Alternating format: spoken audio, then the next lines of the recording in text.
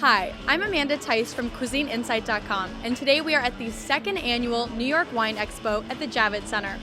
Join us as we explore the Grand Tasting, which is composed of 600 different wines from 170 different winemakers.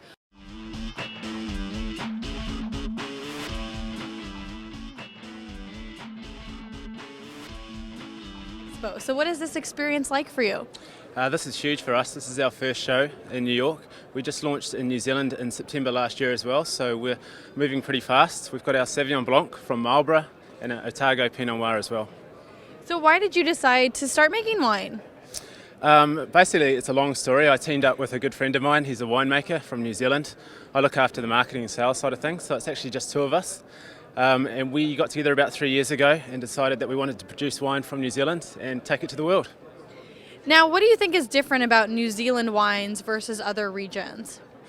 The New Zealand Sauvignon Blanc from Marlborough, it's a very fruity, very crisp. It's an excellent wine from New Zealand, and it's really doing well internationally. The Pinot Noir from Central Otago, fantastic as well. Lots of flavours there as well. Now, in terms of Americans, do you think that a lot of Americans are consumers of New Zealand wine?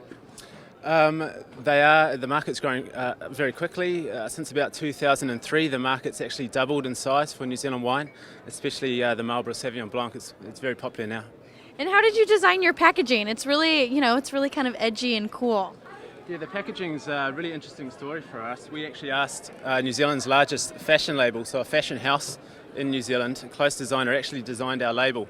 We approached them and said, if you'd like to do it, we'll give you a small share in our company, which they agreed to. We gave them free rein. They could do whatever they want on the label, so they came up with this star idea, which has been fantastic. It's been covered in the media all across New Zealand since we launched, and in Australia and twice in Harper's Magazine in the UK, so it's a bit of a launch strategy for us. We also wanted something that would stand out on shelf and in the restaurant as well. We didn't want to be just another sort of white label on the shelf, so this is the reason why we do it. And you can see with the tablecloth and with the branding, we're trying to own that star, the black and white colours as well. So in terms of that, what do you think the brand really stands for?